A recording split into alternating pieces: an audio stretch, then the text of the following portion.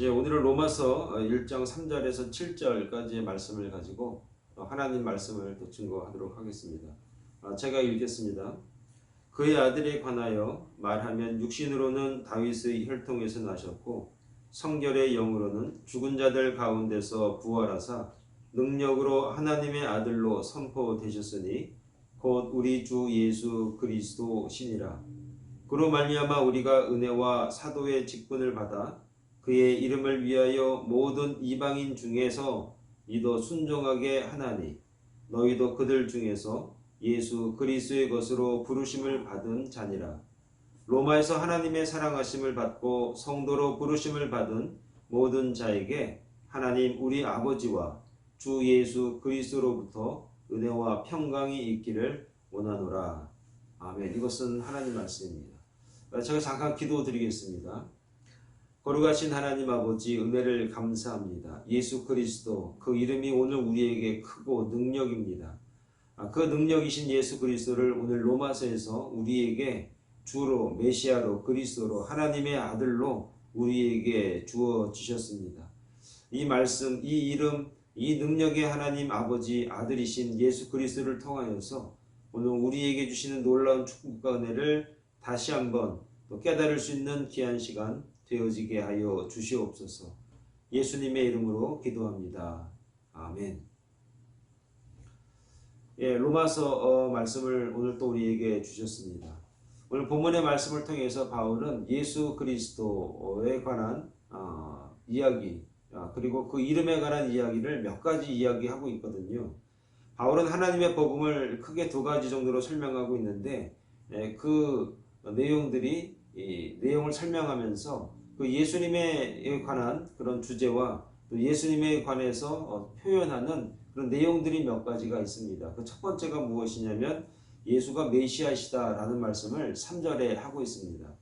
3절을 보면 그의 아들에 관하여 말하면 육신으로는 다윗의 혈통에서 나셨다라고 말하면서 그 메시아 되신 예수 그리스도의 그 혈통에 관한 말씀을 하고 있습니다. 구약 성경이 약속하신 메시아라는 의미가 무엇인가? 혹자는 예수께서 다윗의 혈통에서 나셨다고 하니까 다윗의 피를 이어받고 태어나셨다고 생각하는데 사실 그렇지 않습니다. 왜냐하면 혈통이 다윗의 피라면 죄가 있겠죠. 죄가 있다면 오늘 우리를 구원할 수 있는 메시아로서의 역할을 할 수 있는가? 할 수가 없는 것이죠. 그래서 우리가 알고 있듯이 예수님은 동정녀에서 탄생하셨고 그리고 혈통이 그렇다면 왜 다윗의 혈통, 다윗의 집에서 나셨다라고 말하는가? 여기에는 몇 가지 우리가 생각할 수 있는 그런 내용들이 있는데요. 이것은 하나님께서 다윗에게 내 집과 내 나라가 내 앞에서 보존되고 내 왕위가 영원히 견고하리라 라고 하는 사무엘하 7장 16절의 말씀을 이루고 또 완성하기 위한 그 예언에 대한 완성을 이루시기 위함도 있겠습니다. 그러나 더 중요한 것은 무엇이냐면 하나님께서 다윗의 혈통으로 나셨다라고 하는 것은 신화적인 존재가 아니라 역사적인 실존의 인물이다라고 하는 것을 오늘 우리에게 강조하고자 함입니다.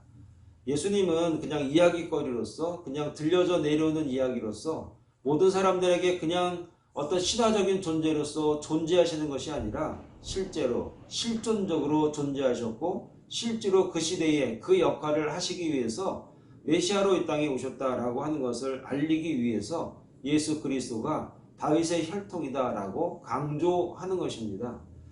이런 것을 통해서 오늘 우리가 예수님은 진정 메시아이시며 메시아 역할을 위해서 그리고 메시아의 역할을 충분히 감당할 수 있는 환경을 만들고 그 환경을 이루신 그런 장본인이시다라는 것을 오늘 우리가 말씀으로 깨달을 수가 있습니다. 두 번째로 예수님은 부활하신 하나님의 아들 되신다라는 것입니다. 자, 4절의 말씀을 좀 제가 읽어드립니다. 이렇게 말씀하고 있습니다. 성결의 영으로는 죽은 자들 가운데서 부활하사 능력으로 하나님의 아들로 선포되셨으니 곧 우리 주 예수 그리스도시니라 이렇게 말씀하고 있습니다. 성결의 영으로는 죽은 자들 가운데서 부활하사 능력으로 하나님의 아들로 선포되셨다 이렇게 말씀합니다. 여기서 우리가 좀 주목해야 될 부분이 하나 있습니다. 예수께서 부활을 통해서 하나님의 아들로 선포가 되셨다. 부활을 통해서 하나님의 아들로 선포되었다. 여러분, 이 말의 어감이 오늘 우리에게 주는 의미가 있는데요. 마치 부활 전에는 하나님의 아들이 아니었다가 나중에 부활하고 나니까 하나님의 아들로 치자 이렇게 생각할 수 있지 않습니까? 그러나 그런 뜻이 아니라는 겁니다. 이것이 말뜻을 좀 해석을 할 필요가 있습니다. 여기서 선포라는 의미는 무슨 의미가 있냐면 확인하다, 확인되었다 라고 하는 의미가 그 말뜻에, 원어 말뜻에 있는 겁니다. 그러니까 예수께서 영원 전부터 하나님의 아들이시지만 죽은 자 가운데서 살아나심으로 하나님의 아들이신 것이 확인이 되었다라고 하는 겁니다. 그러니 예수께서 죽은 자 가운데서 살아나심으로 말미암아 하나님의 아들 된 것이 확인이 된 겁니다. 그게 또 선포가 되어진 것입니다. 그러니 이것이 오늘 우리에게 복음 아니고 무엇이겠습니까? 복음이라고 하는 게 무엇입니까? 예수님께서 하나님의 아들됨이 우리에게 확인되는 게 그게 복음 아니겠습니까? 예수님이 이 땅에 오시면서 본인을 여러 가지 이름으로 설명을 합니다. 그 중에 하나가 무엇이냐? 하나님의 아들이십니다. 하나님의 아들됨이 우리에게 확인되는 이유가, 확인되는 과정, 확인되는 그 결정적인 이유가 무엇이냐? 죽었다가 살아나신 겁니다.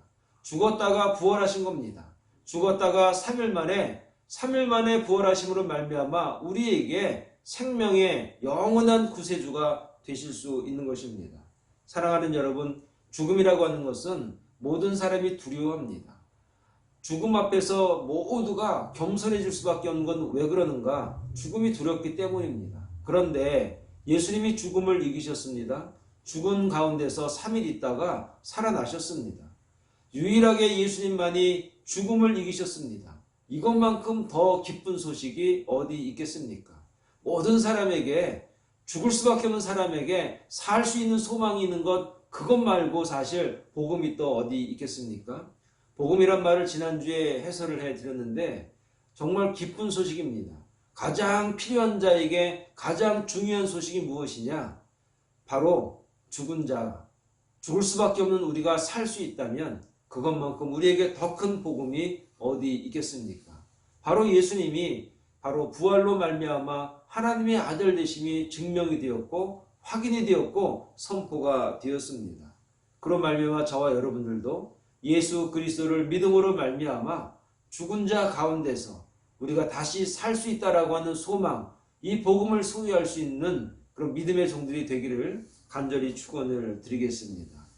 세 번째로 말씀을 드리자면 예수님은 그리스도시다라고 하는 겁니다. 자, 4절의 말씀을 좀 다시 읽어드리면 이렇습니다. 성결의 영으로는 죽은 자들 가운데서 부활하사 능력으로 하나님의 아들로 선포되셨으니 곧 우리 주 예수 그리스도시니라 이렇게 말씀합니다. 여러분, 과거에 바울은 예수님을 거짓 그리스도인 줄 알고 그를 따르는 그리스도인들을 다 죽이려고 했습니다. 그런데 예수께서 거짓 그리스도가 아니라 진짜 그리스도라는 것을 그가 알게 됐습니다. 그렇기 때문에 그가 예수님을 그리스도라는 것을 어떻게 보면 지극히 당연한 것이고 그가 또 만났고 경험했기 때문에 예수님은 그리스도시다. 이거는 바울에게 있어서는 너무나 자연스러운 일입니다. 그런데 이 그리스도라고 하는 이름이 이 이름 자체가 어떤 의미가 있냐면 기름 부음을 받은 자란 의미 아니겠습니까? 기름 부음을 받은 자란 하나님의 사역을 위해서 구별된 자를 기름 붓지 않았습니까? 그래서 그 당시에 제사장, 왕, 선지자 이들에게 기름을 부어서 하나님의 일을 대신할 수 있도록 권위, 권한, 구별을 짓도록 했던 것입니다. 그런데 오늘 바울이 예수님을 갖다가 그리스도라 이렇게 부르고 칭하고 이렇게 오늘 우리에게 기록을 남긴 이유가 무엇인가? 하나님의 사역을 위해서 정말 특별히 구별되었고, 그리고 그 구별된 그 예수님은 어떤 사역을 하고 계시는가? 진정한 제사장이시요, 진정한 왕이시요, 진정한 선지자, 이 모든 것을 다 가지고 계신 분이 바로 예수 그리스도라라고 하는 것입니다. 그래서 예수께서 그리스도, 진정한 구원자이시며, 이 구원의 문제는 공허하고 형이상학적인 것이 아니라 오늘 우리의 삶 가운데 굉장히 밀접하고 굉장히 현장감 있고 굉장히 현실성 있는 구원자, 메시아, 기름 부은 자라고 하는 겁니다. 그러므로 그분은 오늘 우리에게 어떤 것으로부터 구원을 하는가? 당연히 먼저 죄로부터 구원을 하시죠. 그분이 죽음으로 말미암아 모든 죄가 그분의 십자가로 말미암아 해결되었고, 그래서 죄에서부터 우리를 구원하시고 현실 문제에서부터 구원하시고 천국에 들어갈 수 있도록 우리를 구원하시는 메시아이신 것입니다. 초대교회는 이 비밀을 알고 있었기 때문에 사도들이 날마다 예수는 그리스도라 가르쳤습니다. 오늘 저와 여러분들이 그리스도라 가르쳤다라고 하는 것은 결국 무엇이냐면 예수님만이 이 문제를 해결할 수 있는 유일한 분이다 라고 하는 것을 전도했다는 것입니다. 그래서 사도행전 5장 42절에 보면은 예수는 그리스도라고 가르치고 전도하기를 그치지 않았다라고 기록하는 이유가 그겁니다. 이 유일한 소식을 전하는 일이 그들의 사명이었던 것입니다. 그러므로 오늘 이 땅에 살고 있는 저와 여러분들이 우리가 감당해야 될 사명이 있다면 예수님은 그리스도이십니다. 그분을 통해서 오늘 우리의 모든 문제가 해결이 됩니다. 그 중에서 죄의 문제가 해결됩니다. 현실적인 문제가 해결됩니다. 그리고 하나님의 나라에 갈 수 있는 유일한 탈출구요, 방법이라는 사실을 전하는 사명이 오늘 저와 여러분들의 사명이다라고 하는 것입니다. 이것을 우리는 복음이라는 말로 바울이 오늘 우리에게 기록으로 남겼고, 이 사명을 감당할 수 있도록 저와 여러분들에게 직분을 주셨고, 그리고 이 직분을 온전히 감당할 수 있는 말씀과 은혜를 허락해 주신 것입니다. 사랑하는 여러분, 오늘 저와 여러분들이 예수 믿고 현실적인 구원의 은혜를 입었습니다. 현실의 문제를 하나님 앞에 구할 때에 주님께서는 그 문제를 통해서 우리에게 간증거리가 되게 하셨고 또 이루어지는 역사를 경험케 하셨습니다. 그 경험을 통해서 우리가 그리스도를 온전히 증거할 수 있는, 그분만이 유일한 출구요, 방법이요, 사는 길이라는 것을 증거할 수 있는 그런 믿음의 종들이 다 될 수 있기를, 전도자의 사명을 다 감당할 수 있는 믿음의 종들이 다 될 수 있기를 간절히 축원을 드리겠습니다. 마지막으로 하나만 더 말씀을 드리면 7절의 말씀에 보면 그가 마지막 인사할 때 은혜와 평강이라는 단어를 사용합니다. 자, 제가 7절의 말씀을 좀 읽어드리겠습니다. 로마에서 하나님의 사랑하심을 받고 성도로 부르심을 받은 모든 자에게 하나님 우리 아버지와 주 예수 그리스도로부터 은혜와 평강이 있기를 원하노라, 이렇게 말씀을 맺고 있습니다. 바울이 끝으로 로마 교회 성도들에게 인사하는 내용인데요. 하나님 우리 아버지와 주 예수 그리스도로부터 은혜와 평강이 있기를 원하노라. 은혜와 평강이 있기를 원하노라. 바울은 항상 그의 편지에 하나님 우리 아버지와 주 예수 그리스도로부터 은혜와 평강이 있기를 원한다, 이 말을 계속해서 사용하고 있습니다. 이 말을 계속해서 편지글에 사용하고 있다는 이유는 무엇이냐면 중요하다는 의미겠죠. 그리고 바울의 마음이 녹아있다는 의미가 될 수 있지 않겠습니까?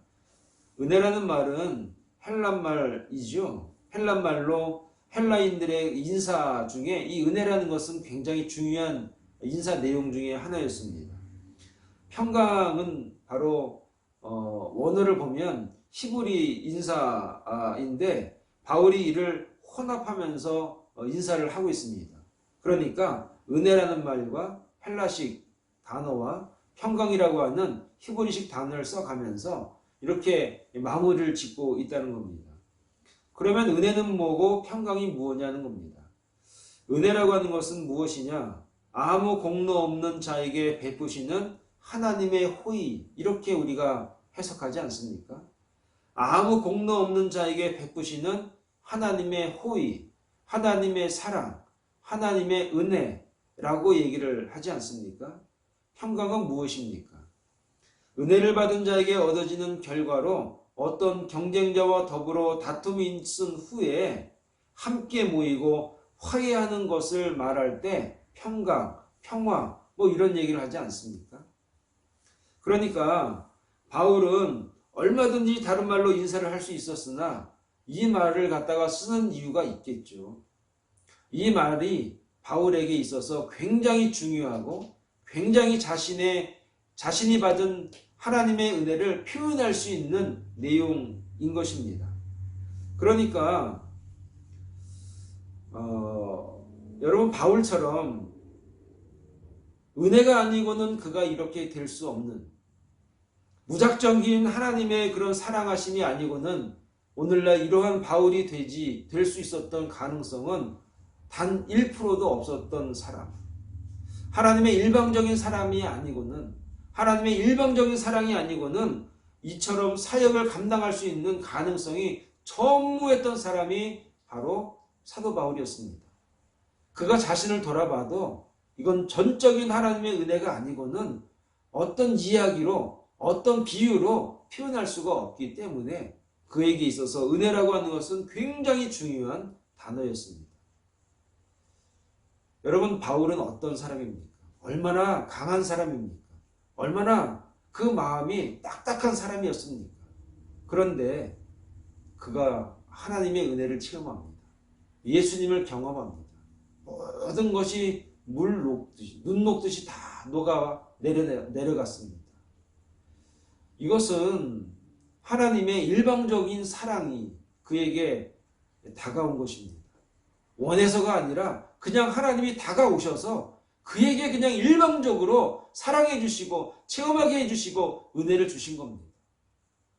그는 거부할 수도 없고 뭐가 뭔지도 모르는 상태여서 그냥 하나님을 맞이할 수밖에 없었고 고백할 수밖에 없었던 그런 상황이 바울에게 있었던 겁니다. 이 상황을 무엇으로 표현할 수 있습니까? 어떤 단어로 그것을 이야기할 수 있습니까? 은혜라는 말밖에는 도저히 생각할 수가 없는 겁니다. 그래서 요한복음 14장 27절에 보면은 주께서 주시는 평강은 세상이 주는 것과 같지 않다 이런 말이 있는데 이 평강의 말을 좀 하려고 합니다. 이런 은혜를 받다 보니까 바울에게 있어서 평강이 찾아오는 겁니다.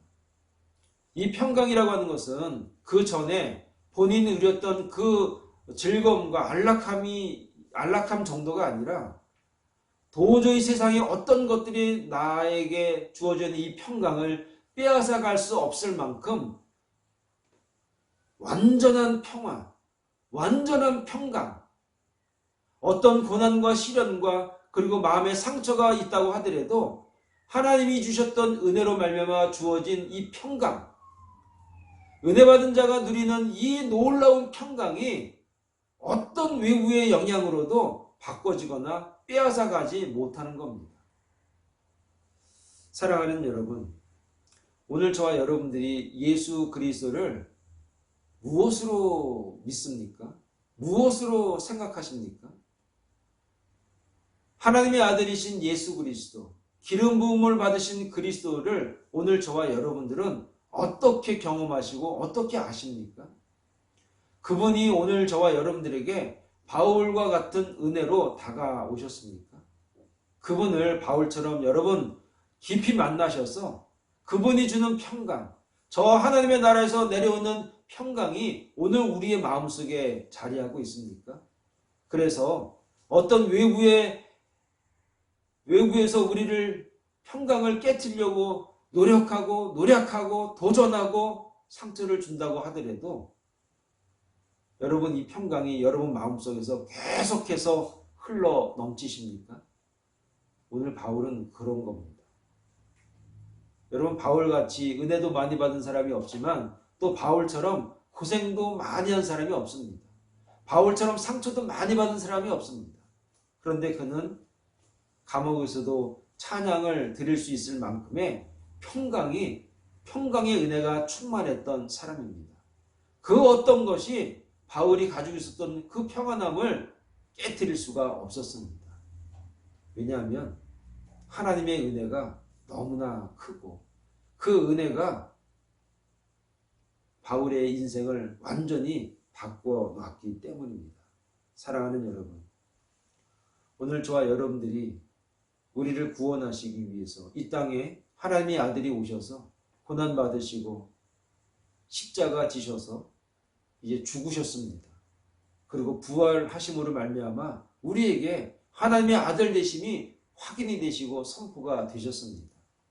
그분이 우리를 사랑하시고 우리를 위해서 죽으셨는데 그 놀라운 은혜가 오늘 저와 여러분들에게 평강으로 남아 계십니까? 은혜 받은 분들은 평강하십니다. 평화로우십니다. 그런데 은혜가 없는 분들은 평강 또한 유지하지 못하십니다. 오늘 예배하는 사람, 하나님의 말씀을 사모하는 사람들은 은혜가 있습니다. 그리고 그 마음 깊은 곳에 평화가 흘러 넘치십니다. 여러분, 이 평화는 세상의 그 어떤 위력이 가져갈 수가 없는 평화입니다. 그러므로 예수 그리스도를 믿는 저와 여러분들, 이 세상에 굴곡이 많은 삶을 살아오셨던 수많은 주의 종들,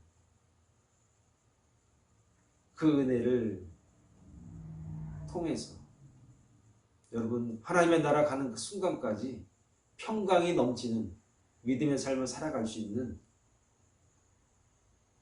주의 종들이 다 될 수 있기를 간절히 축원을 드리겠습니다. 기도합니다. 거룩하신 하나님 아버지, 은혜를 감사합니다. 바울은 예수 그리스도의 은혜를 통해서 평강의 삶을 살았습니다. 그는 마지막까지 순교하기 직전까지 이 땅에 사는 동안 예수님을 만난 이후로 평강을 유지할 수 있었고 평강한 삶을 살 수 있게 되었습니다. 나를 위해 죽으신 예수 그리스도, 그 복음이 그를 그렇게 만들어 놓았습니다. 오늘 예배하는 주의 종들 머리 위에, 가슴마다 주의 은혜가 충만케 하여 주시옵소서. 예수 그리스도의 복음의 은혜가 충만케 하여 주시옵소서. 그래서 이 땅에 사는 동안은 평화가 넘쳐날 수 있는 은혜의 삶이 오늘 우리 모두에게 충만케 하여 주시옵소서. 예수님의 이름으로 기도합니다. 아멘. 이 시간에 제가 축도함으로 예배를 마치겠습니다. 지금은 우리 주 예수 그리스도의 은혜와 하나님 아버지의 극진하신 사랑하심과 성령님의 감화 감동 충만하신 은혜가 나를 위해 죽으시고 십자가 지시고 또한 죽음으로 끝나는 것이 아니라 부활하셔서 하나님의 아들 되심을 선포하시고 그 아들 되신 예수 그리스도께서 나에게 무한히 은혜를 베풀어 주셔서 이 땅에서 평강한 삶을 살게 하신 그 놀라운 은혜에 감사하는 주의 종들 머리 위에 이제로부터 영원토록 함께 하시기를 간절히 축원하옵나이다. 아멘.